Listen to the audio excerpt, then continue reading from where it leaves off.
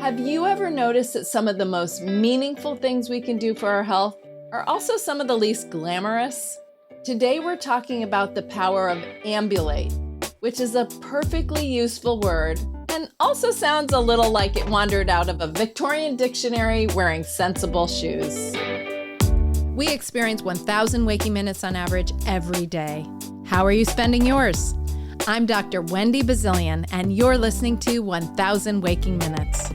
I can't wait to connect with you here with practical ways to eat well, move daily, and be healthy, to optimize every waking minute you live for a happier, healthier life. Thank you for sharing some of your waking minutes with me today. Let's get started. I'm saying yes to better days, yes. I'm on my way, yes. It's gonna be okay, yeah.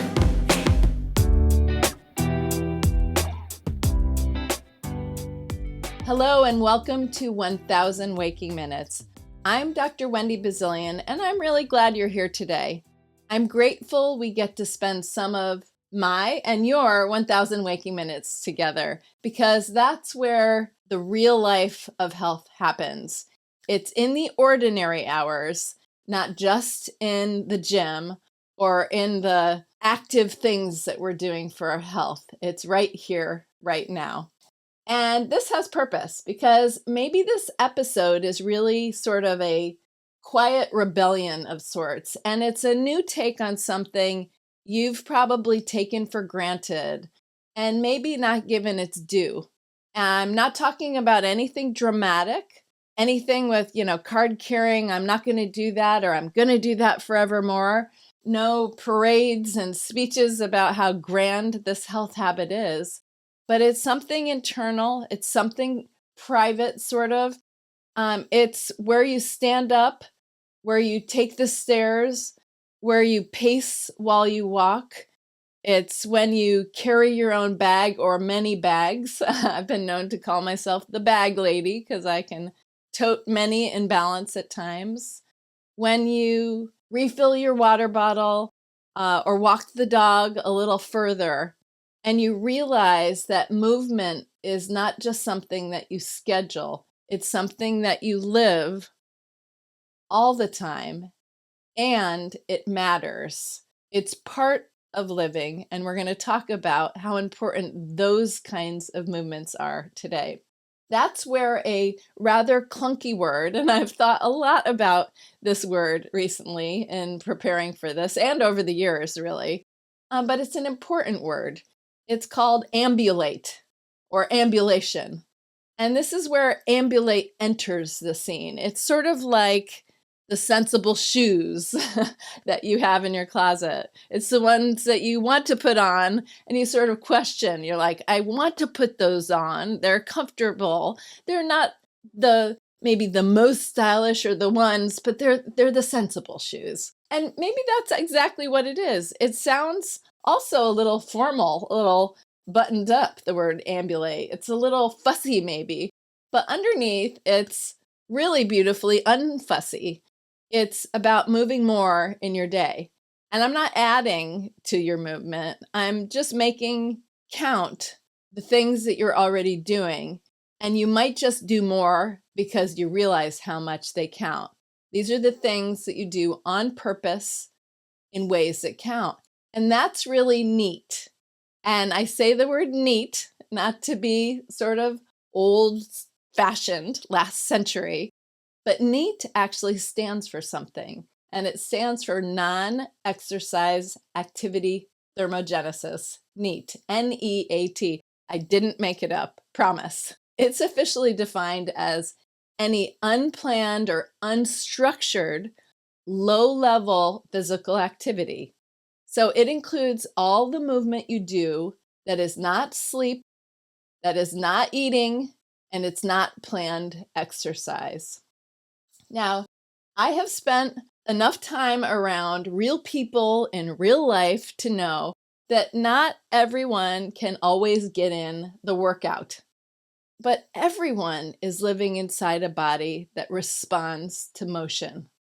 And that body notices the difference between being parked all day on a seat and being gently, repeatedly brought back to life in motion. So let's put this all in perspective and think about real life. Your life, my life. You know the feeling that you get after a good day of yard work or gardening. You might like it or you might do it because it's the season and you've got to do it. It's your chores. But when you're done with that day, don't you sort of like bask in the sense of accomplishment as you're, showering off the sweat or the dirt between your fingernails? You're suddenly aware of muscles you didn't know you had. I've had so many instances of this, like, wow, my raking muscles are out of shape, or my goodness, I almost got a blister on my hand from using the clippers. While you're out there beautifying your surroundings, you have also gotten in a great workout. Those are the ones that you feel. But you didn't have to go, get on a spin bike or get on your treadmill or your elliptical. You didn't need an instructor. You didn't need a mirror to dance to. That kind of thing is neat. It's a little actually more active than neat, but it's the non-exercise activity thermogenesis. Thermogenesis is like metabolic creation, energy creation. It's like heat being produced. It's metabolism. And it really is a term that refers to those calories that we expend doing daily activities, as I mentioned, other than sleeping, eating, and the exercise that we do on purpose. Now, this is sort of like an active version of it, but simple tasks, well, you can call them simple or not, but simpler tasks like vacuuming or folding laundry or climbing the stairs, lifting babies, even fidgeting, which I'm going to talk about a little bit, they're all considered neat. And science shows that they work to boost calorie burn throughout your day. And you've probably heard the old tips. I'll give them today. I've given them before. You'll hear them again, like take the stairs instead of the escalator, or park in a distant, further spot and walk the extra steps. This is about increasing your NEAT and getting back to the basics of movement before our lives got so sedentary by nature. So I wanted to just share, a real life story. A few years ago, I worked with a woman and I was thinking about it. I decided to call her Erica today. I have a lovely friend. This is not you, Erica, if you're listening. Lovely friend named Erica. And I was thinking about her recently. So I'm going to name this person I worked with Erica. That's not her real name. Well, she was a busy mom, like many moms, dads, people. But she was a busy mom in her mid-40s, and she became increasingly, let's call it stressed, that was her word, about not being able to exercise or exercise regularly. She had had a good routine. She had been active as a child playing team sports. She had stayed very fit and committed in her 20s and 30s, but now the demands of her career, her home life, running after her multiple kids, she felt she was lagging mentally and physically because she couldn't find time to get to the gym. And her frustration is what was eating her up, her frustration at that. And in actuality, Erica was still in good shape and her physical activity was still impressive. You might be this person or know people like this. It just wasn't something she could calculate anymore or log on her elliptical. And if you are or know someone who's sports minded, sometimes that's enough. It's like part of the game that someone who is a competitive athlete even plays. Is like sort of like the credit for hours or putting in the time, and it's quantifiable. Well, this is what was sort of making her nervous or stressed. So we just started talking, and I sort of mentioned the concept of NEAT because we always walk through the day together. And I encouraged her to think about the multitude of activities that she did in the course of the day that actually do count as exercise. So I wasn't giving her grandiose credit. I wasn't even printing out sheets, even though I've done this before, sheets of like how many calories do you burn doing some average exercises or things that you move through the house? It's kind of fun to think about that at times, but we weren't doing that. But we're just talking about the basics, the doing the laundry, the folding clothes, the climbing the stairs, the home chores, as well as bending and lifting kids and playing outside with the kids, walking the family dog. And I asked her to make a list of all the physical exertion she made in a day, and then to, importantly, give herself credit for the activity which she was doing.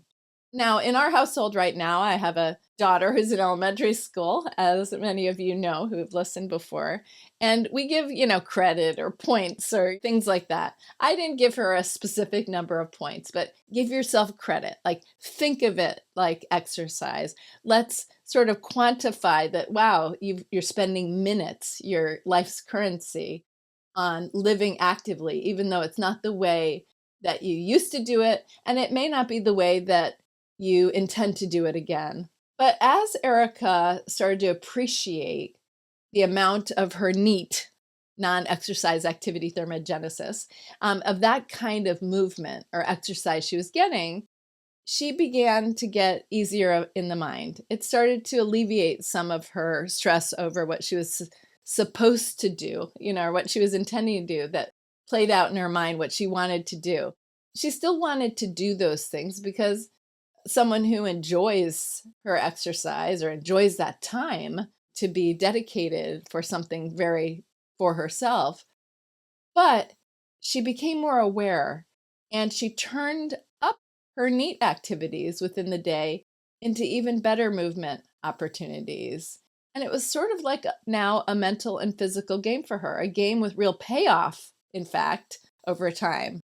So her energy and her strength increased as she did the same things with more oomph, more, a combination of more intention and more effort. And the even better part was that she was giving herself the credit. It helped ease her anxiety over this, and it vastly improved her quality of sleep because she was losing sleep over the, how much earlier can I get up in the morning to accomplish this? And I'm tired and I have kids, all the stuff of life. So her experience brings to mind a fascinating study. In fact, I knew this study when I was working with her, and I sort of leaned into it. But it was a study of hotel service people, housekeepers, conducted by Harvard psychologist Ellen Langer, which produced some really stunning findings about NEAT. And we can all imagine, having stayed in hotels, I'm sure before, that cleaning hotel rooms is pretty strenuous work. There's a time constraint, there's changing sheets, there's lifting things, there's moving things, there's the big carts, lifting the vacuums, the laundry. It's a lot. It's like it's work. Making beds, scrubbing showers. Think about that. So needless to say, in the study, the workers in the study did enough heavy lifting on the job to exceed the Surgeon General's recommendation of daily exercise, which was at the time and still is 150 minutes of activity, moderate activity on a weekly basis. So about 30 minutes a day, at least 5 days a week. So they were meeting and exceeding it by far. But despite this, the housekeeper staff were on average overweight in this study, and their bodies failed to reflect the workouts that they were getting, curiously. And we can attribute that to many things, but that's not the point of the study, of some of the other factors that may play a role, obviously nutrition and lifestyle and other pieces that may play a very bona fide role. But in this study, the researchers divided the hotel room staff into two groups. One group was educated about the benefits provided by their daily labor, the work they did, that it counted as exercise, that they were really doing movement and purposeful exercise. And the other group remained sort of in the dark about this. So they were randomized, and then they were put in these two groups. One was educated that their work counted, that their work was purposeful, that it counted those energy expending and metabolically burning, and it counted as exercise. So you may predict what the results are, maybe not, but are you ready for this? Remarkably, the informed group quickly showed weight loss and physical improvements. They including a drop in their blood pressure, the upper number, systolic blood pressure. They experienced an improved waist to hip ratio. And overall, their blood pressure drop was statistically significant and around 10% drop. The results, are a little challenging to explain. That's not a simple mechanistic study, but the study suggests that when the hotel housekeepers experienced a change in mindset, their bodies followed suit. Their NEAT activity began to affect their overall health.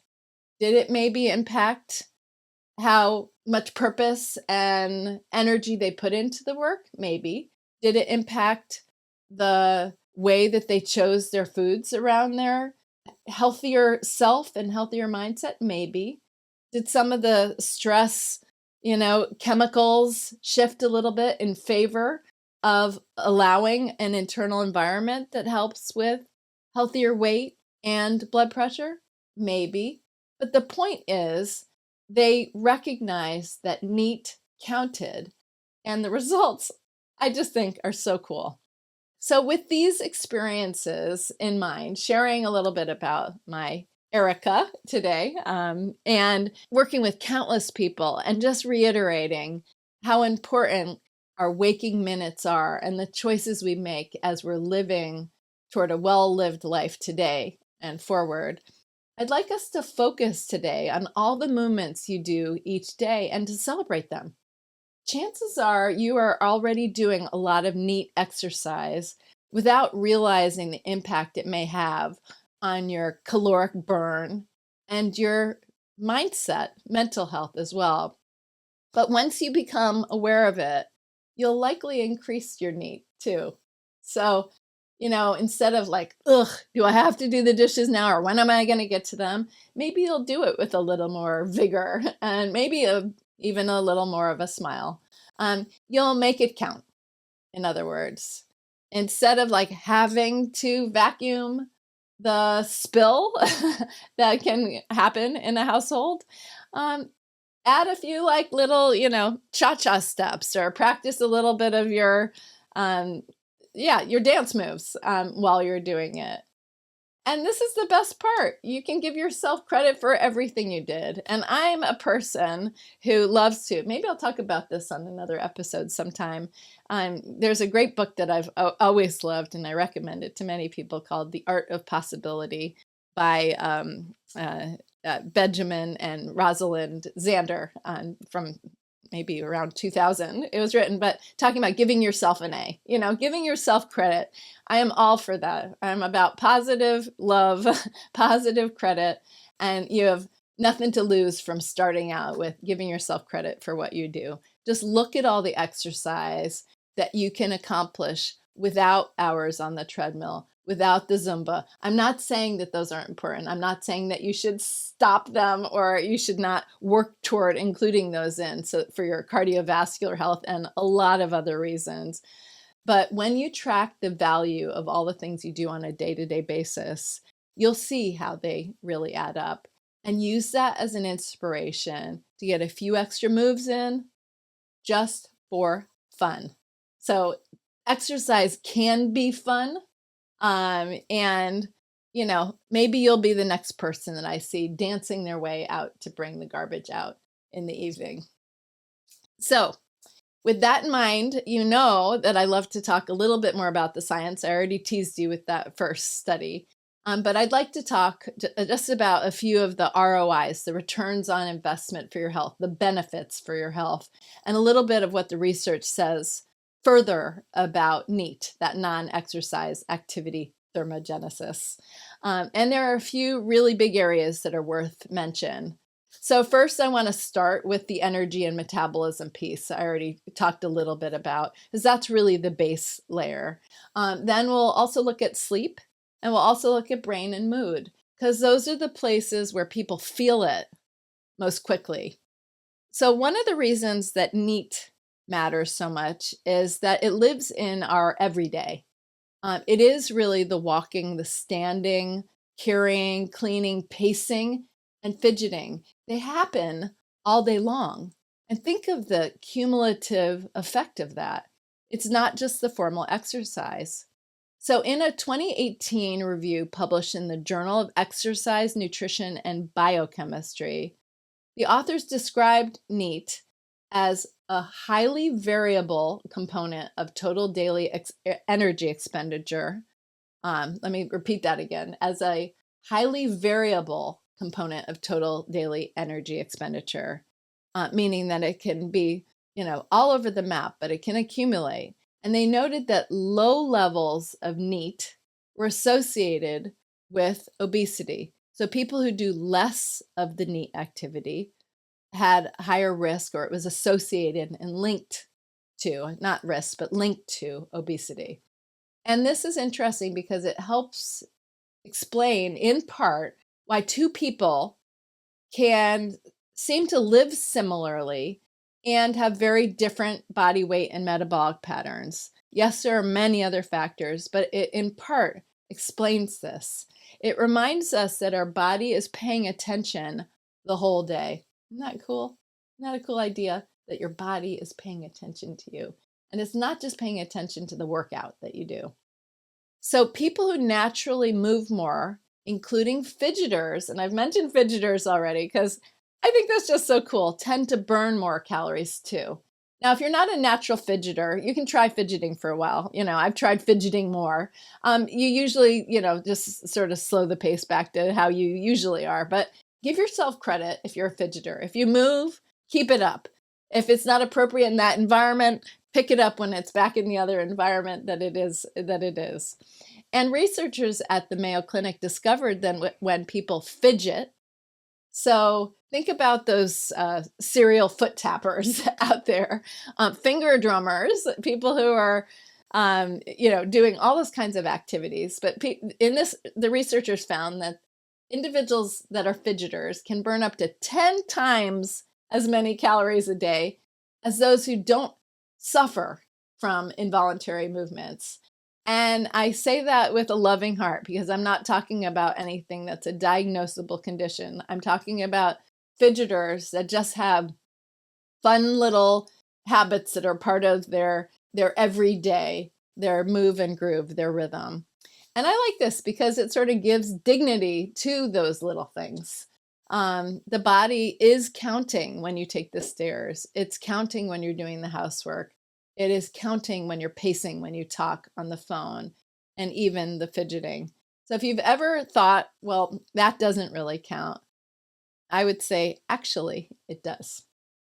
So the same review also made an important point for real life, that traditional efforts that focus only on the moderate to vigorous activity, the kind where you're doing it in the gym and trying to get your heart rate up, that they had limited long-term success in some trials, which is why increasing the low level or lower level daily movement has become such an important strategy, effectively so much more than the gym. So think of the things that are like even more than the gym, which is cool. So the question isn't whether or not you should go to the gym or go outside and get a sort of structured exercise, but it's whether you spend your whole day, whether your whole day rather has enough motion in it to support the way you want to feel and live. So this is hopefully a useful reframing. And it becomes less about like your fitness identity and whether you're getting there and how you used to be or how you wish to be, and more about making your life just a little more physically generous in all the minutes, throughout the day. And it's the kind of thing that may sound small again. That's why I keep reiterating it and I'm reinforcing it. But you'll see how it adds up and you'll realize how it keeps happening day in and day out.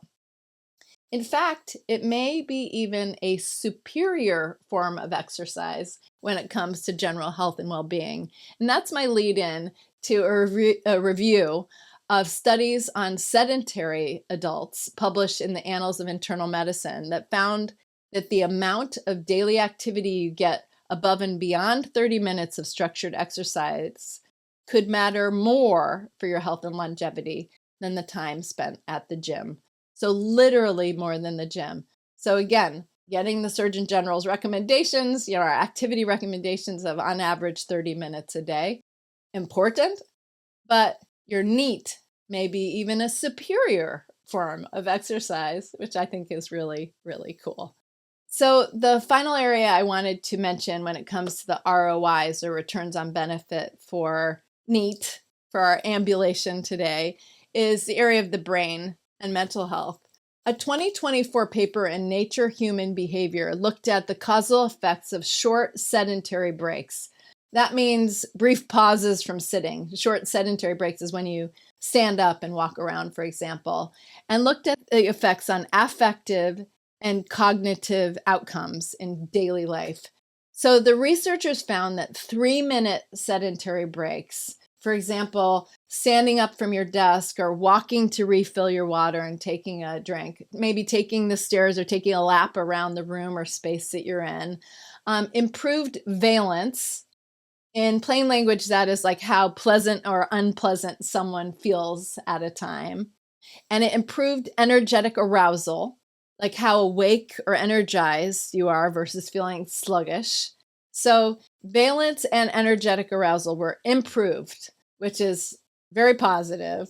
And these were measured with mood rating scales, self-reported, on how people rate themselves at the moment. They also showed a positive effect on cognitive state, meaning people were a little more attentive and focused, including our working memory related performance, like calling a number to mind quickly or having space to remember, sort of not multitasking, but being able to manage the to-do list while you're navigating something else while you're doing it. So that working memory that's happening right now, right here. The authors were very careful to note that the effects were small and more research is needed to find like the ideal pattern of breaks, which is exactly the kind of science I really honestly appreciate. But think about the impact that 3 minutes can make. You've heard before, take a 5-minute break every hour or get up from your desk. And maybe you've internalized that and said, not right now. But if you can have those gains potentially, and certainly if nothing else, it just, allows you to breathe, breathe freer and get away from the screen for a moment. But if you can have those gains, imagine what the cumulative effect of that can be on your productivity and your mental health and your, all the things, just the day-to-day things that, challenge us at times when we're seated and still for lengthy durations. There was also an earlier review in BMJ Open, the British Medical Journal, on the acute effects of breaking up prolonged sitting on cognition. And it found that some studies showed benefits to attention, working memory, like the previous study I mentioned, and cognitive flexibility. So that's an interesting one, sort of the flexibility of the mind. Although the evidence, again, was mixed and protocols varied, which is very typical in research. That's why we need a lot of studies so that we can start, teasing out what really is going on. But it matters because while we shouldn't oversell this concept, we absolutely should not ignore it. There's enough research stacking up in a variety of areas. This one, cognition and mental mood, being one of them. So it's not that, a 2-minute walk or a 3-minute short break will solve everything in your whole life and make you, healthy and vital. But a short break can help your brain come maybe back online more smoothly. And there's definitely other benefits as well. And honestly, this is really useful for real life, I think. Sometimes we need to sort of give credit where credit is due and acknowledge it, because then it becomes part of our internal identity and internal value system and one of the tools in our toolbox. And it's the difference maybe between dragging through the afternoon and feeling like you just have just barely enough mental room to answer the final email of the day or make that call that, to customer service, the one more thing on your list, or to remember, why did I walk in the kitchen in the first place? It puts more value to even those small things and may even bring more focus, more energy to the success of them as well. So here's the bigger view. A little more movement through the day may support metabolism, sleep, mental sharpness, or mood, but it also helps us feel a little less glued or stuck to the chair. And that's big.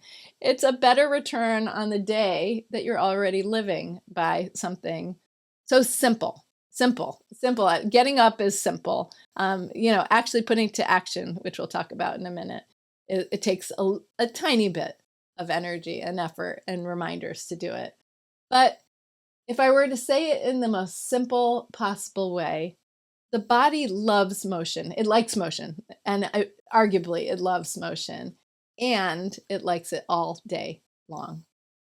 So before we put this into real life, I'll give you some tips. I have a few for you. I'd like to take today a mindful minute together to regroup, reset, and share a mindful minute together and a minute of mindfulness still. It's the opposite of neat, but we're going to give a mental rest to our mind and have a little breathing exercise. And just as we've been talking about all the movement, we'll remember that the pauses count too. This is a meaningful, easy moment, part of the day, part of the rhythm, part of the whole return on investment of your 1,000 waking minutes. And that the movements and the non-movements, they absolutely count. So before I start the timer, get comfortable, uncross your legs if they're crossed, ground your feet on the floor or whatever surface your feet are on. Let your hands rest beside you. Lower your eyelids into a soft gaze. If you're driving, of course, keep your eyes open and your attention where you need to be, but you can still soften your shoulders and take a few steady breaths and follow along. So let's take a preparatory breath in through the nose and exhale through the mouth. And let's begin.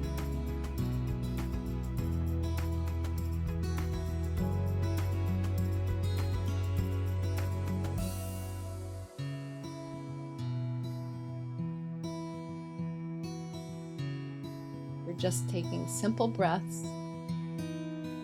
And let the thoughts that come into your mind perhaps just float. I was picturing the other day little leaves sort of like resting when they fall onto a lake. They just sort of rest there. You don't have to follow them, they're just resting, and let it pass.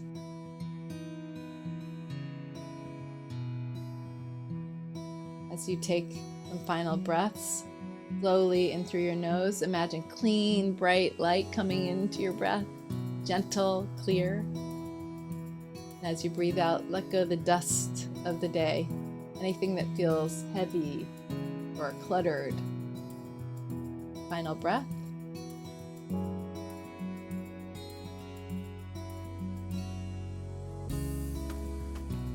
And there we are.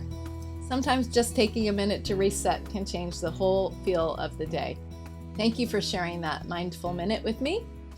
Now let's get into some practical tips. So we talked about the benefits of moving and making your daily activity count, ambulation, moving throughout the day. But the counterpoint to all this is there are real health hazards to being glued to our chairs. Sadly, but not unsurprisingly, a 2019 study found that even an hour of vigorous exercise at the gym doesn't offset long hours of inactivity. So this is saying that even if you are getting to the gym, and this is my only doomsday study I want to share with you, even if you get to the gym, an hour of vigorous exercise at the gym doesn't offset long hours of inactivity. So we really need to make the neat stuff count. We need to make it practical, and we've got to counter what I'd like to call sitting disease. and also make our daily activity count even more. So to maintain your metabolic health, more consistent movement is clearly needed throughout the day, threaded through the day, and that's where the NEAT comes in. So, practical examples and strategies. Tip number 1, let's not confuse the invisible with insignificant. And that was the whole point of telling you about the hotel housekeepers and some of the other research. One of the biggest mistakes people make is assuming that movement only counts if it looks official.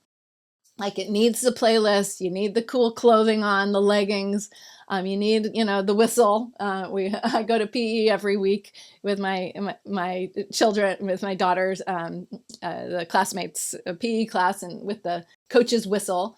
Let's not confuse invisible with insignificant. A lot of movement hides in plain sight, and that's why I asked you to take an inventory about the movement you do every day. The ones you enjoy, the ones that are, just passing by. Vacuuming counts, cooking counts, carrying groceries count, walking the dog counts, taking the stairs counts, playing with your kids counts, even pacing while you're on the phone counts. And honestly, this is good news because it means that your life is already full. It contains more movement than you realize. You just haven't been maybe giving yourself the credit that credit is due. So think of it more like a puzzle or a patchwork quilt that you're building together, little pieces that you stitch together so that the trip upstairs or standing while you're chopping vegetables, that you can be, watch the knife, but you could be moving, that the movement counts. You're folding laundry, you're walking across the parking lot. Register in your mind that this is part of your NEAT. Taking the long way. The moments don't have to be dramatic. You can make them more dramatic if you choose, but they do create a different metabolic picture than a day that's all still. And that's when we start to notice that movement is really hiding in plain sight at times. So the second tip is about interruption. Interrupt your sitting before it totally settles in. This is not a good thing to do in a conversation, interruption, that is, but it is good when making movement count more. So one easy shift is interrupt your sitting more often. Another thing I talked about before, those little sedentary breaks, the 3-minute body resistance exercise. Maybe you've even heard that, there's been some headlines that say sitting is the new smoking.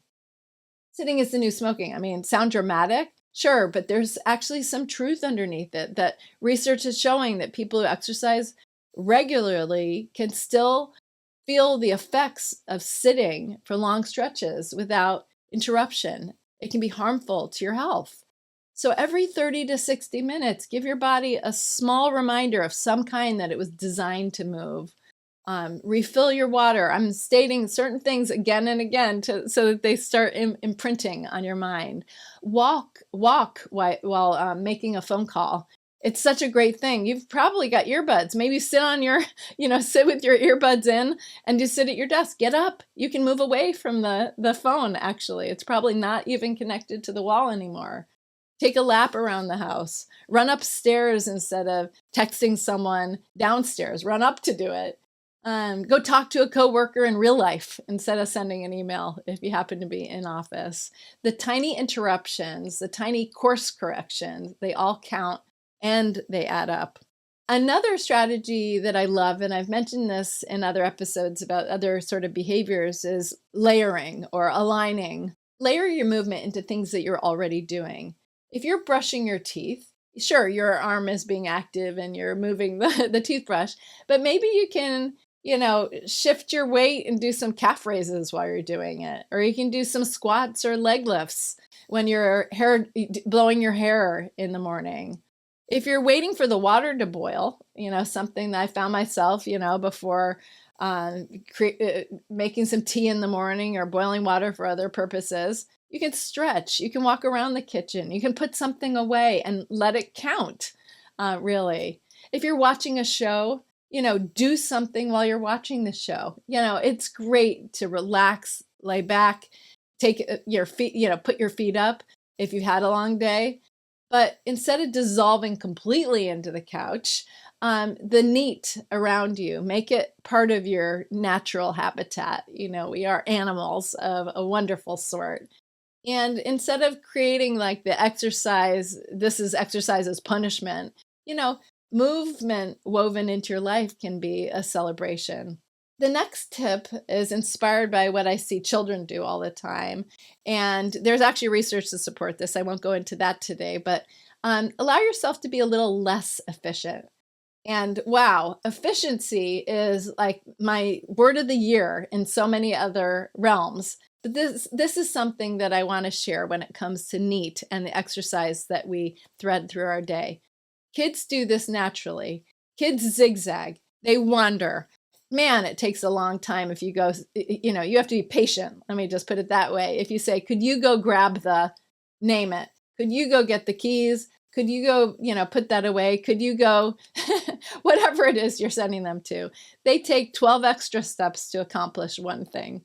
They go here before they go there. And then they tell you they're on their way. They're actually trying.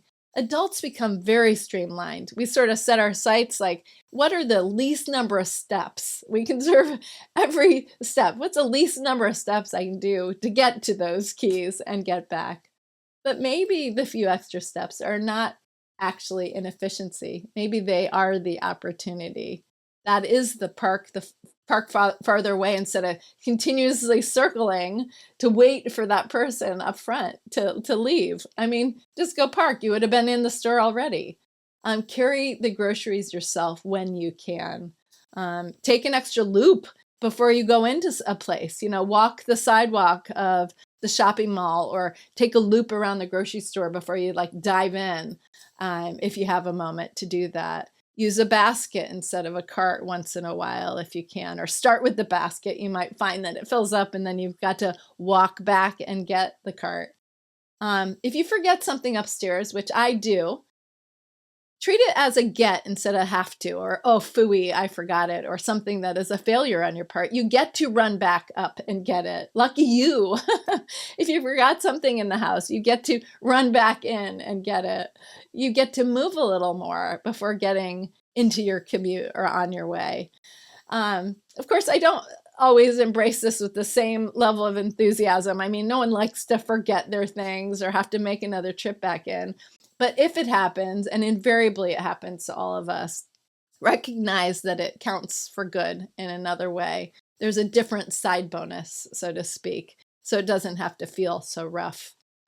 And certainly, this being inefficient, which is the opposite of what I strive for in other areas in my life, as I mentioned.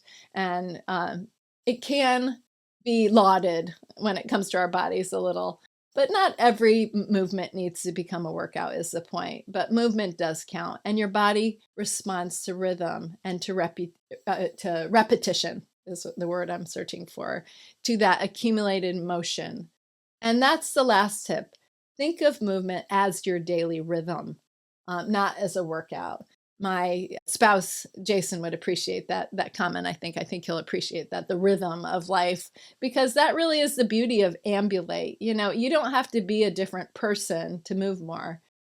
You don't need to overhaul your life. You don't need a color-coded fitness calendar. You don't need suddenly to have an urge to train or to enter a competitive race. Those are all cool things I can talk about on another day. If you're interested in doing those, you can pursue those. But you just need your ordinary life, your wonderful, extraordinary, ordinary life to contain a little more motion. And I think if we sometimes treat movement like it counts, that it doesn't have to fit in one official block, it means more. The body will see it that way. The body responds to it that way. All those things you're doing, the errands, the standing at the counter, the marching, the chasing after your child, all of those, we need that perspective to take into our lives, because it all creates activities and it sends signals to our body and to our brain. And I find that really reassuring, and I hope you do too. So the movement, turning the movement you do into the rhythm of your life, and less as pass fail. It's an ongoing conversation. It's the song that you're creating, the lyrics that you're creating, the motion that you're creating in your life. Instead of being parked in one position, you need a little bit of staccato, you need a little bit of forte, you need a little bit of piano, you need all the things that stretch through your life. And it can be really awesome. So this is not to say, one more time, that structured exercise is not absolutely wonderful. But today we're talking about the small movements of life. And the truth, again, is that the human body was designed to move regularly. Regularly being the word that sometimes gets dropped off. It's designed to move regularly, and we know this. Over time, the ordinary moments of our day can be a part of how we self-care, how we care for ourselves. So, in close for today, I think, what I hope that stays with you is that movement woven into our daily life is a life skill. Ambulate is a life skill. Ambulate, that word that seems to hail from like some kind of Victorian dictionary of yesteryear, is a life skill. It's not the gym assignment. And if we think of movement that lies in between the moments of the day, the fidgeting, I want to say it one more time, because when will I get to say fidgeting again in the episodes, unless I bring it up again, which I hope to. But these little bits of motion mean something. We can get more from our sedentary windows of our day, which make up a lot of those waking minutes at time, and literally reclaim some of the ordinariness of that as metabolically, mentally meaningful. You can do that. I can do that. And health is built in the actual day you're living. That's the minutes, our life's currency, in all those things that you're doing and the shape that it takes. So maybe that's why it matters so much right now and why I'm talking so much about it. So many of us spend our time seated behind screens, staring at them, important things on our screens, hopefully accomplishing things, but rushing mentally while remaining physically still. That almost brings tears to my eyes thinking about that. Interesting. So our body keeps asking for movement, physical movement, even if our mental game is strong and it's rushing about. And it will probably put some ease to some of that tension that happens up there as well. I'll leave you with this. The Canadian novelist Robertson Davies once wrote, "The eye sees only what the mind is prepared to comprehend." The eye sees only what the mind is prepared to comprehend.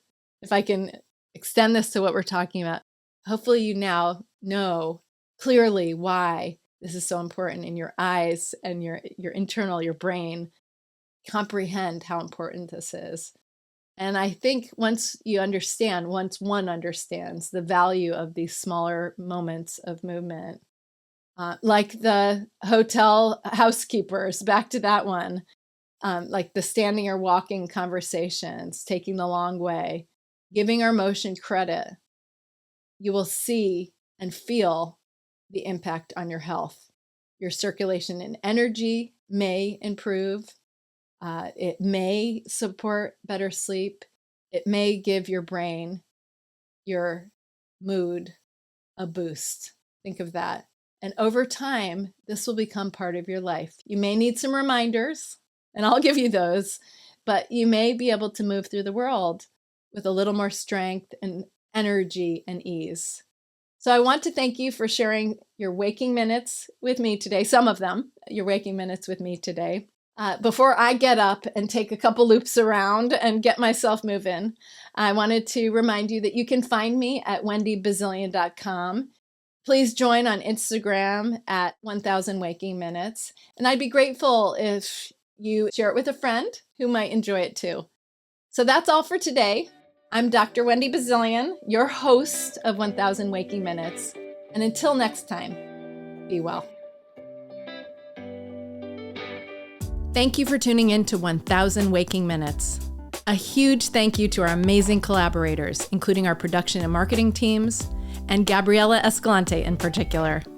To the ultra-talented Beza for my theme music, my lifelong friend and artist, Pearl Price Photography and Design, to Daniel Ballantyne, Jen Nguyen, Joanna Powell, and of course my family, and everyone working tirelessly behind the scenes. And to you, our valued listeners, I so appreciate your support. If you enjoyed today's episode, please consider leaving a comment, writing a review, and giving 1000 Waking Minutes, that's us, a 5-star rating. And please hit subscribe on Apple Podcasts, Spotify, or wherever you enjoy your podcasts. Please follow and stay connected at wendybazilian.com. And don't forget to share with your friends. Your support helps us grow and bring you more great content.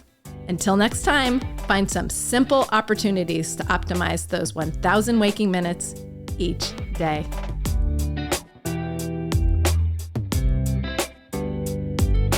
I'm saying yes